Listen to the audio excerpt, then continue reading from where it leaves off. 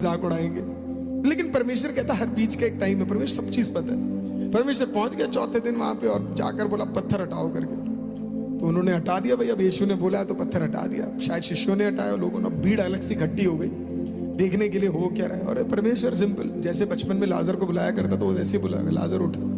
वो लाजर सोता होगा ना कभी कभी खेलने से पहले, तो ऐसे बोला होगा लाजर उठ गया। लाजर कूद कूद के आ रहा, देखना क्योंकि बचपन से आवाज सुन रहा है ना, उसे एक मिनट में पता किसने बुलाया करके। आमीन। और वो कूद कूद के बाहर आ गया। मार्था और मरियम भी सोच रहे होंगे यार 4 दिन बाद क्यों आया। सिंपल है ना, 4 दिन पहले आता तो लोग क्या कहते, ये बीमार था ये ठीक हो गया। 4 दिन बाद आया, अब लोग क्या कह रहे हैं, ये मर गया ये जिंदा हो गया। कौन सा बड़ा है? हालेलुया। बीमार था ठीक हो गया या मर के जिंदा हो गया? हालेलुया। तो अगर परमेश्वर थोड़ा ज्यादा टाइम ले रहा है ना, तो इसका मतलब आपका टेस्टिमनी का लेवल भी बदल रहा है। हालेलुया। आमीन। तो टेस्टिमनी के लेवल बदल, हर चीज का एक टाइमिंग है। जायरस का देखिए ना, मरने के बाद पहुंचा, बोला उठ जा, 1 ही मिनट में बोला उठ जा करके, है ना। तू सो रही है तो सो रही है, बोला उठ जा। जायरस उठ गई, है ना। हर चीज का एक टाइमिंग है। जायरस का एक टाइमिंग था, आपके ब्लेसिंग का एक टाइमिंग है। हर चीज शेड्यूल के हिसाब से चल रहा है। थर्सडे रात को प्रभु यीशु की मृत्यु हो गई। संडे अर्ली मॉर्निंग प्रभु यीशु जिंदा हो गया। 3 दिन पहले सबको लगा क्रिश्चियनिटी खत्म। 3 दिन बाद दुनिया का सबसे ताकतवर, हालेलुया आमीन, आज सबसे अद्भुत कार्य, हालेलुया, उस दिन हो गया। फाइनली जब ये बीज बढ़ जाएगा ना, तो हो सकता है कि एक बार और ये कट जाए,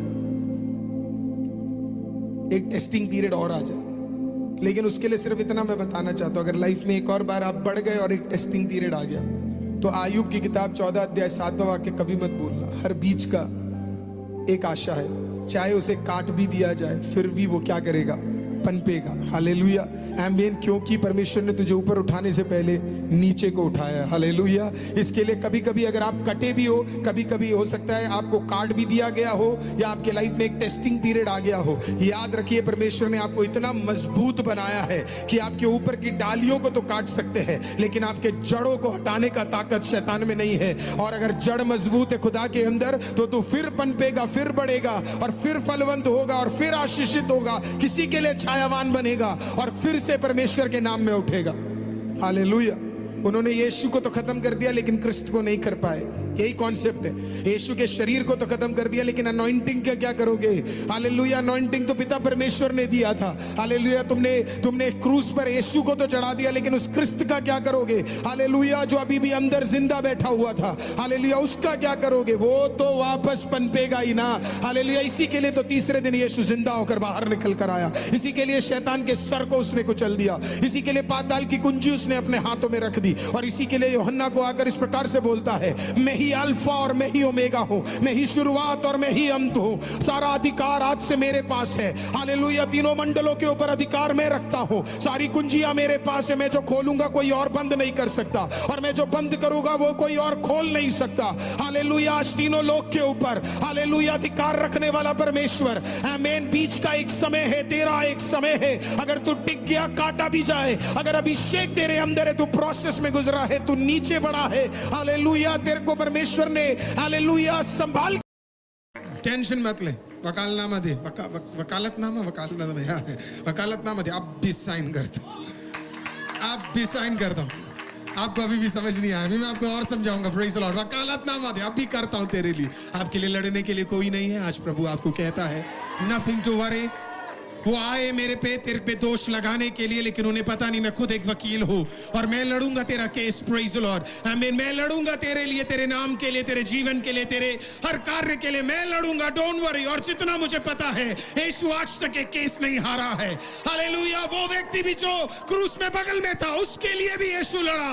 यीशु ने कहा, डर मत, आज की रात तू मेरे साथ जाएगा। तेरा नाम शायद ना लिखा हो, तेरे नाम को शायद स्वर्गदूत ना जानते हो, तेरे नाम को तेरा बगल वाला दोस्त ना जानता हो, but don't worry, I know your name. तू आ रहा है मेरे साथ, तू आ रहा है आज की रात मेरे साथ। That quick प्रभु है। आज अगर कोई यहाँ पे डेस्टिनी को लेके फाइट कर रहा है कि अगला छुटकारा कहां से आएगा, उस क्रूस की ओर देखो। एक आदमी के लिए खुदा उतर गया। हालेलुया। और परमेश्वर उसके लिए कर सकता है, तो मिनटों में आज आपके लिए भी कर सकता है। कोई तो बोलो, आई रिसीव इट। हालेलुया। प्रभु आज आपके लिए भी करेगा, लड़ेगा वो आपके लिए। हालेलुया। लड़ने के लिए ही वो खड़ा हुआ है। हालेलुया। लगता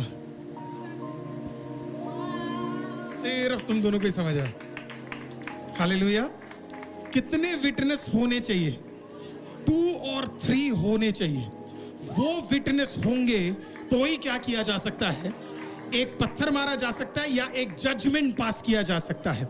अब मैं आपके माइंड को थोड़ा सा हिलाना चाहता हूं। यीशु मसीह कहता है जहां 2 या 3 मेरे नाम में हालेलुया इकट्ठा होते हैं, उनके बीच में मैं उतरूंगा। क्या पास करने के लिए? तेरे विरुद्ध अगर कोई जजमेंट है तो उसके खिलाफ एक जजमेंट को पास करने के लिए।